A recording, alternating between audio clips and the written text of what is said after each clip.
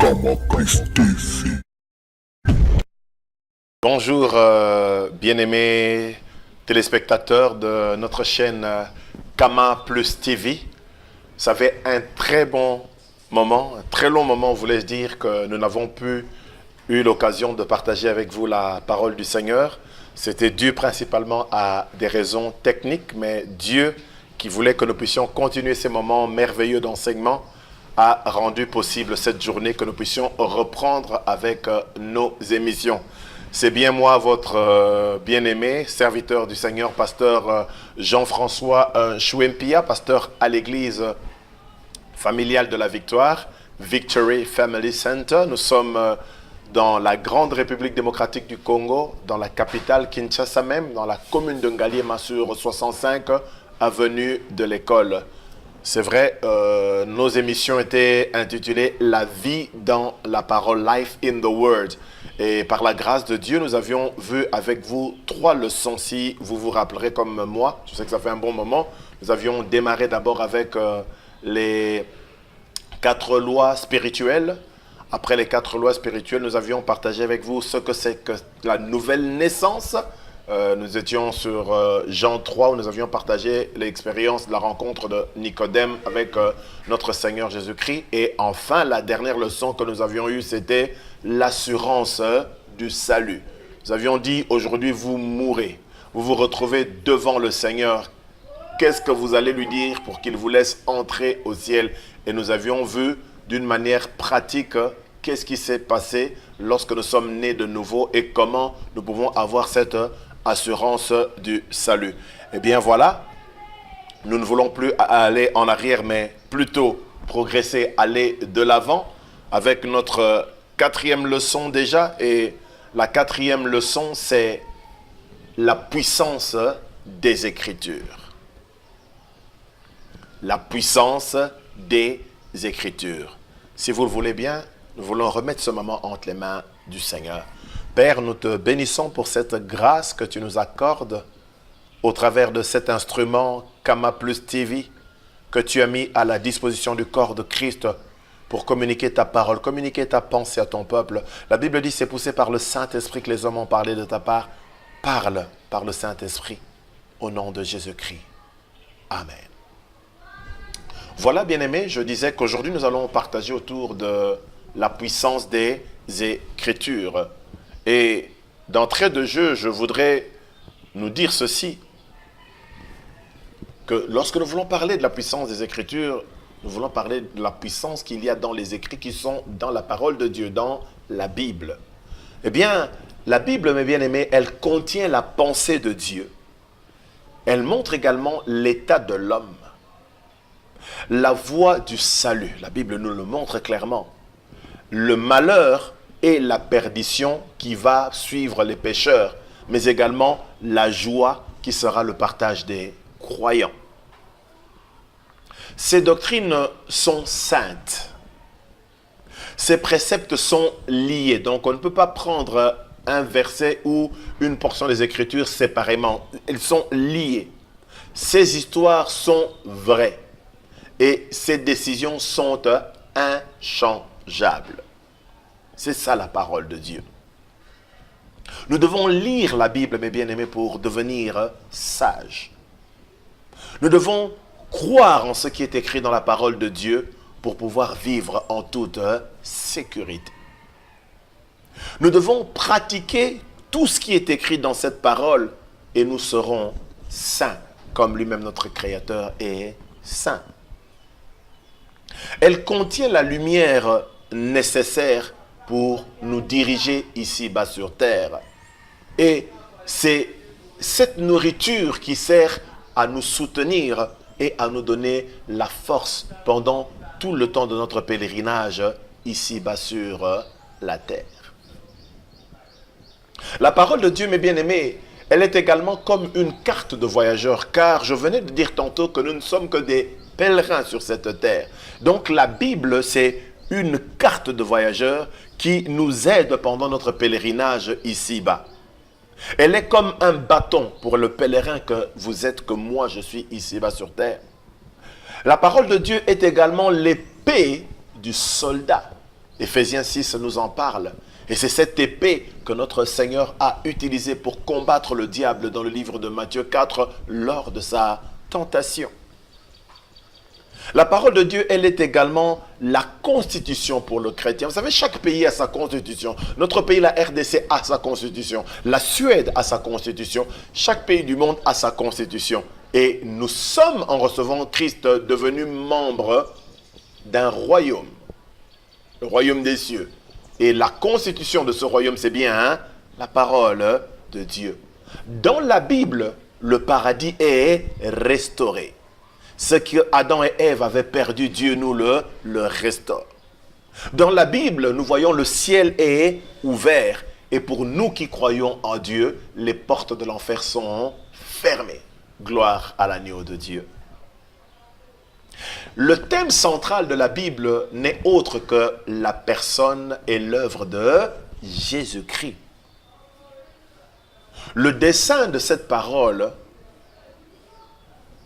c'est la gloire de Dieu. Et la gloire de Dieu constitue également la finalité de tout ce qui est écrit dans la parole de Dieu.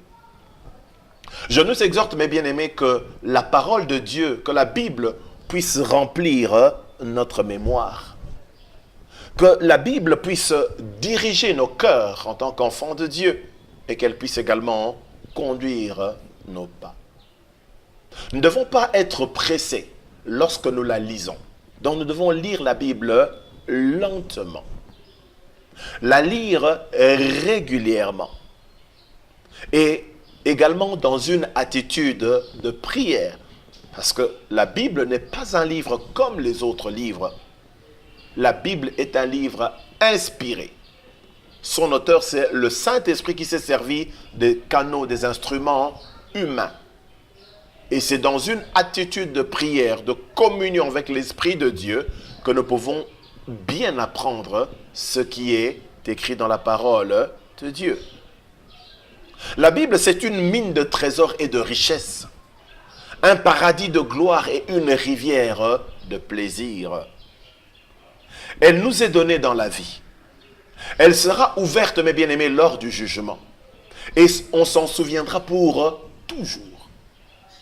Elle demande de vous et de moi un grand sens de responsabilité. Elle récompensera le dur labeur, tous ceux qui se seront donné de la peine à l'étudier, à la méditer, à la lire. Mais elle condamnera également ceux qui auront méprisé son contenu. Voilà ce que je pouvais dire en introduction par rapport à la Bible qui est la parole de Dieu. Alors le premier grand point que je voudrais partager avec vous, bien-aimés dans le Seigneur, c'est la Bible est la parole de Dieu à l'homme. La Bible est la parole de Dieu, mais une parole que Dieu adresse à l'homme, que vous êtes à l'homme que je suis. Quand nous parlons de l'homme, nous voyons également la femme, bien entendu. Donc la Bible, c'est la parole ou bien le logos, c'est-à-dire l'idée, la pensée ou la mémoire de Dieu. C'est-à-dire dans la Bible, nous voyons la pensée de Dieu, nous voyons la mémoire de Dieu, nous voyons l'idée de Dieu qu'il veut communiquer à l'homme. La Bible révèle qui est Dieu et quel est son dessein pour la création. La Bible parle de la création de l'homme principalement.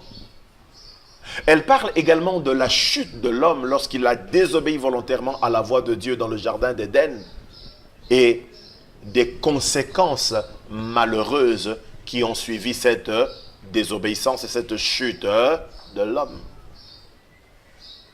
La Bible parle également de l'amour de Dieu pour les hommes. Jean 3,16, car Dieu a tant aimé le monde dont il s'agit, c'est nous les hommes, créés à l'image et à la ressemblance de Dieu. Donc la Bible parle de l'amour de Dieu pour l'homme et de ce qu'il a fait pour sauver l'homme de ses péchés. Gloire au Seigneur. La Bible nous révèle, mes bien-aimés, le sacrifice du Fils unique de Dieu, sacrifice à la croix, Pourquoi s'est-il sacrifié? Pour que les péchés de l'homme soient pardonnés et qu'il obtienne la vie éternelle. Donc Christ est mort à la croix pour que vos péchés, pour que mes péchés soient pardonnés, effacés et que nous puissions retrouver la vie éternelle. Nous devons lire, méditer la parole, la faire part de nous. Qu'elle soit une avec nous. Nous connaissons très bien le psaume 1 qui dit « Heureux l'homme qui ne marche pas selon le conseil des méchants, qui ne s'arrête pas sur la voie des pécheurs et qui ne s'assied pas en compagnie des moqueurs, mais qui trouve son plaisir dans la loi de l'Éternel et qui la médite jour et nuit. » Alors, on nous parle des conséquences de cette méditation quotidienne de la parole. Il est comme un arbre, pas dans un désert, planté près d'un courant d'eau, dont le feuillage ne se flétrit point, qui donne son fruit en sa saison. Tout ce qu'il fait lui réussit et ainsi de suite. En lisant le psaume 1, nous voyons certains éléments que je voudrais épingler ici. Premièrement, dans le psaume 1, nous voyons que nous ne devons pas nous fier au conseil des méchants. Lorsque la Bible parle des méchants ici, ce n'est pas selon le contexte du monde. Là où nous disons quelqu'un qui est méchant, c'est quelqu'un qui a un cœur mauvais, qui a de la haine, qui éprouve de la rancœur pour les autres. Non. Ici, dans la pensée de Dieu, lorsqu'il parle du méchant, c'est celui qui prétend pouvoir organiser sa vie sans le secours divin. Celui qui croit qu'il peut parvenir à ses fins, qu'il peut organiser, réussir sa vie sans l'aide de Dieu. C'est lui le méchant, c'est le païen. Et on nous dit ici que nous ne devons pas nous fier au conseil des méchants. Mais au contraire, notre plaisir doit être la méditation quotidienne de la parole de Dieu. On dit, mais qui trouve son plaisir dans la loi de l'Éternel. Donc, notre plaisir en tant qu'enfant de Dieu doit être de lire, de méditer, d'étudier quotidiennement la parole du Seigneur. La parole deviendra alors une réalité dans nos cœurs si nous la lisons régulièrement, lentement, dans une attitude de prière, comme nous l'avions dit tantôt. Elle deviendra une réalité dans nos cœurs. Nous allons lui obéir, car elle est devenue part de notre nature. Ainsi, nous allons prospérer dans tout ce que nous faisons. C'est également ce que Dieu recommande au leader Josué, fils de Nun, qui venait de remplacer Moïse, serviteur de l'Éternel, qui était décédé. Et Dieu lui dit, pour qu'il ait du succès dans ses entreprises, pour qu'il réussisse dans ce qu'il entreprendra, il doit méditer la parole de Dieu et elle ne doit pas s'éloigner de sa bouche. C'est lorsque la parole, nous la méditons, qu'elle devient part de nous, une réalité en nous, qu'elle va maintenant venir dans notre bouche. La Bible dit que la bouche parle de l'abondance du cœur. Et lorsque notre cœur est rempli de la parole de Dieu, la bouche ne peut que suivre et parler la parole de Dieu. Deuxième grand point que je voudrais partager avec vous, mes bien-aimés dans le Seigneur, c'est la Bible est la base de la foi du chrétien. Rien d'autre ne peut constituer la base de votre foi. Rien d'autre ne peut constituer la base de ma foi, excepté la parole de Dieu. Romains 10, 17 nous dit quoi? Car la foi vient de ce que l'on entend. Et ce qu'on entend vient de la parole de Dieu. Je l'ai dit tantôt et je le répète encore que la Bible n'est pas un livre ordinaire, mais un livre qui nous est donné par Dieu lui-même. Son auteur, c'est le Saint-Esprit qui a utilisé plus ou moins 40 auteurs humains. Chacun avait son tempérament. Chacun avait ses caractéristiques propres, mais revêtus de l'onction du Saint-Esprit, ils ont pu écrire ce que nous voyons dans les 66 livres de la Bible. Ces mots, les mots de la Bible, ne sont pas des mots d'hommes. Jésus dira dans Jean 6, 63 que ces paroles étaient esprit et vie. Esprit et vie. Ce qui est esprit, ce qui a la vie, ne peut venir que du maître des esprits, du donateur de la vie qui est Dieu lui-même.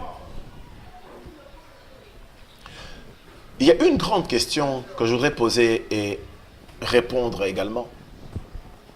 Qu'est-ce qui se passe quand le Saint-Esprit agit sur la parole de Dieu? Qu'est-ce qui se passe lorsque le Saint-Esprit agit sur la parole de Dieu? Lorsque nous permettons à l'Esprit de Dieu d'agir sur la parole de Dieu que nous étudions, que nous méditons, premièrement, Dieu devient réel. Dieu devient une réalité pour nous. Sa volonté et son désir de nous bénir deviennent également une réalité. Ce n'est plus comme un conte, comme des fables, mes bien-aimés, mais ça devient une réalité. Quand une personne est sauvée, c'est-à-dire quand une personne accepte de donner sa vie à Jésus-Christ, c'est que le Saint-Esprit a révélé à cette personne personnellement ce que Christ a fait pour elle sur la croix. Elle peut lire la Bible, mais cette réalité de la mort sacrificielle du Maître sur la croix devient une réalité parce que le Saint-Esprit vient y mettre son sceau. Il rend réelle cette œuvre de la croix. Cela apporte une conviction dans le cœur de l'homme et l'homme accepte alors de donner sa vie à Christ et il reçoit ainsi le salut. Et il y a également plusieurs promesses que Dieu veut nous révéler au travers de sa parole. Plusieurs promesses que Dieu veut nous révéler au travers de sa parole. Bien-aimés, vous et moi, nous sommes responsables d'étudier la parole de Dieu. De la croire, de croire en cette parole et de grandir dans la foi comme résultat. Nous avons dit que la foi vient de ce que l'on entend. Si nous entendons régulièrement, si nous lisons régulièrement, si nous croyons de tout notre cœur à cette parole, la conséquence logique, c'est que notre foi va grandir. Notre foi va s'affermir. Notre foi va s'enraciner. Elle aura donc des racines solides et il ne sera pas facile de nous bousculer dans notre foi. Vous savez, la Bible parle de ceux qui sont emportés par tout vent de doctrine, mais si nous méditons la parole, nous l'étudions, elle va fortifier notre foi. Troisième point, mais également une question. Comment alors nous rapprocher de la parole de Dieu? Le Seigneur dit dans Josué 1,8 que ce livre de la loi ne s'éloigne point. Ne s'éloigne point. Alors nous nous posons la question maintenant, comment est-ce que nous pouvons faire pour nous rapprocher de cette parole de Dieu? Premièrement, nous devons développer une discipline et une habitude de lire et de méditer la parole de Dieu. Nous devons avoir une discipline que nous développons. Donc, développer une discipline et une habitude. Nous avons dit lire régulièrement. Une habitude de lire et de méditer la parole de Dieu. Deuxièmement, comment se rapprocher de la parole? C'est en la lisant. En lisant donc la parole avec une attitude correcte. C'est-à-dire, lire la parole en s'attendant à ce que Dieu nous parle à travers elle. C'est-à-dire, je prends la parole de Dieu, vous prenez la parole de Dieu. Nous prions comme nous avions dit, demandez au Saint-Esprit de nous éclairer, de nous illuminer, de nous expliquer sa pensée, parce que c'est le Saint-Esprit qui a inspiré l'Écriture. Et lorsque nous méditons, devons alors avoir une attitude correcte en lisant. Nous nous attendons à ce que Dieu nous parle à travers la lecture que nous sommes en train de faire. Nous nous attendons à ce que Dieu nous parle personnellement au travers de la lecture que nous sommes en train de faire. Et enfin, nous devons nous décider de croire à la parole, de la recevoir et de lui obéir. Donc, comment étudier la parole de Dieu?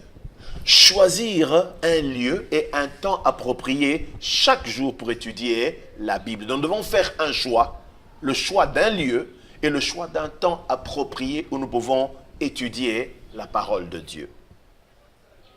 Deuxièmement, nous conseillons que nous ayons un cahier ou un bloc-notes pour la méditation dans lequel nous devons écrire chaque jour les éléments suivants. Vous avez un cahier, un bloc-notes dans lequel écrire chaque jour lors de la méditation les éléments suivants. Premièrement, écrire, parce que nous avons dit, nous nous attendons à ce que Dieu nous parle. Alors nous écrivons premièrement le message que Dieu nous donne personnellement pour ce jour-là. Nous pouvons lire un passage dans lequel Dieu donne un commandement, une promesse, mais quel est le message clé que Dieu vous a transmis au travers de votre lecture, au travers de votre méditation? Vous notez cela. Deuxièmement, nous pouvons noter également une promesse que Dieu nous fait dans le texte que nous avons lu et étudié. Je prends un exemple. Lorsque la parole nous ordonne d'obéir, d'honorer nos parents afin de vivre longuement, dans la promesse, c'est que Dieu nous promet que nous vivrons longuement sur cette terre.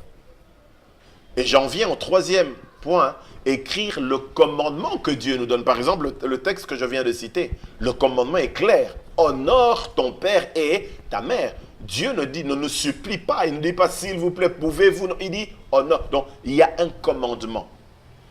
Nous écrivons premièrement le message que Dieu nous communique. Deuxièmement, la promesse, il y a une promesse qu'il nous donne dans ce passage. Troisièmement, nous écrivons le commandement auquel nous devons obéir.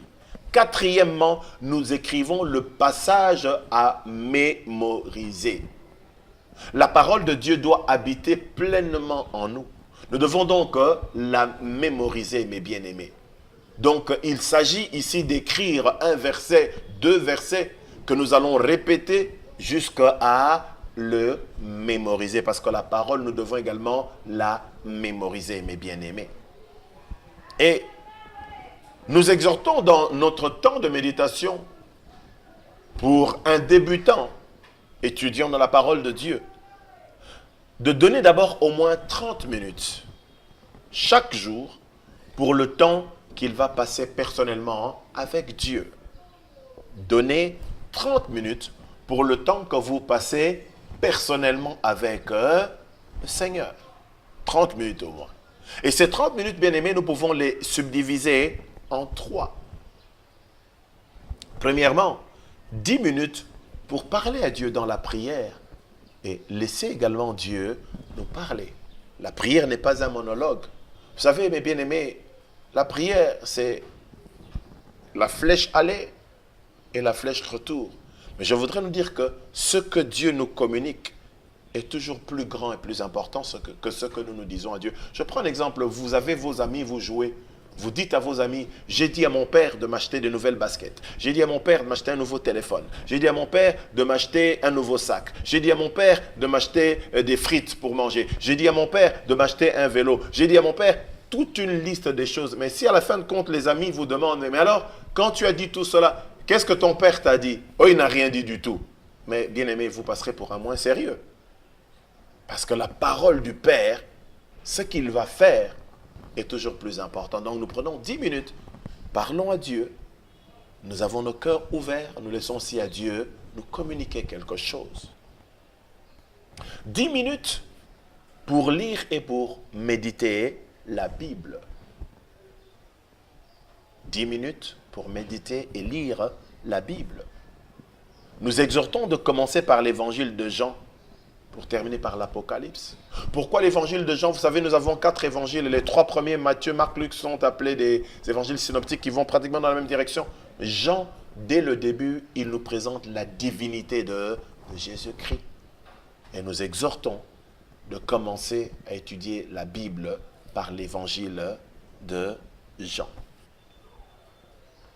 10 minutes enfin, parce que c'était une fourchette de 30 minutes divisée en 3, 10 minutes, 10 minutes, 10 minutes. Les 10 dernières minutes, c'est pour écrire ce que vous avez reçu de la part de Dieu.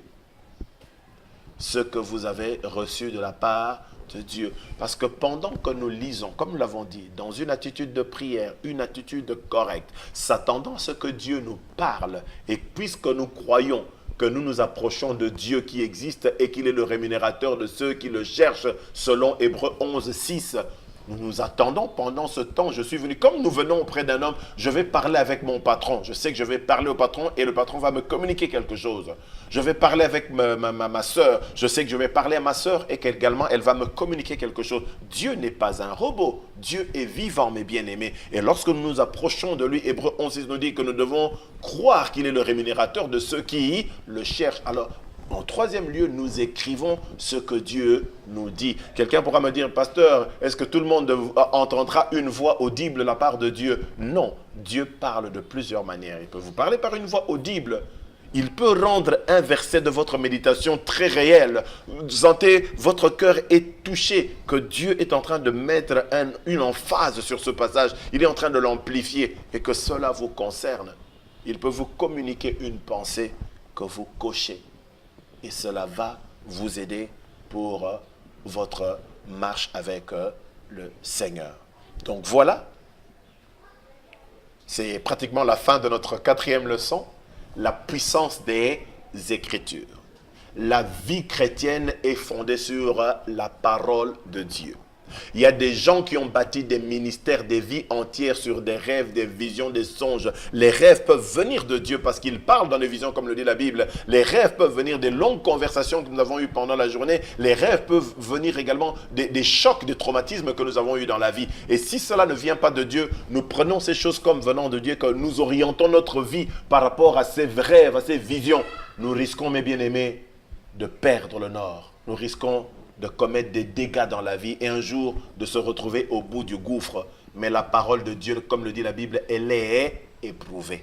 C'est la base de la foi du chrétien. Nous avons dit dans la Bible, Dieu nous communique sa pensée, son idée, sa mémoire. C'est la parole que Dieu donne à l'homme. Nous avons dit, la Bible, elle doit être l'objet de notre plaisir. Nous devons la lire, l'étudier, décider de croire en ce qu'elle dit, décider de la mettre en pratique dans notre vie. Et nous venons de donner certains éléments pour nous aider comment nous rapprocher de la parole de Dieu. Choisir un temps, un moment quotidien pour étudier cette parole-là. Avoir un bloc-notes dans lequel nous devons écrire le message de Dieu pour nous, la promesse qu'il nous donne, le commandement qu'il y a dans le passage que nous avons éventuellement lu, le passage d'écriture à mémoriser dans la tête. Et nous avons exhorté de prendre 30 minutes divisées en 3. 10 minutes pour parler à Dieu, Dieu à nous.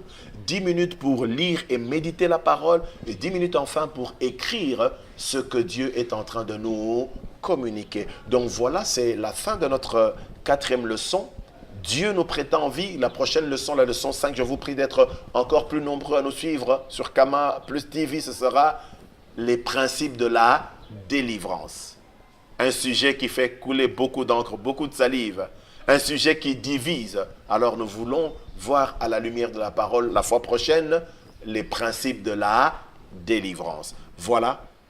Au microphone, c'était bien votre humble serviteur, pasteur Jean-François Chouempia de l'église familiale de la Victoire ou Victory Family Center. Nous sommes sur l'avenue de l'école 65, commune de Ngalié, ma référence marché sur la place Vendôme à Kinshasa, capitale de la Grande République démocratique du Congo. Nous sommes sur Facebook, il y a notre page Jean-François Chouempia. Jean-François Chouempia. Choué, c'est N-S-H-U-E.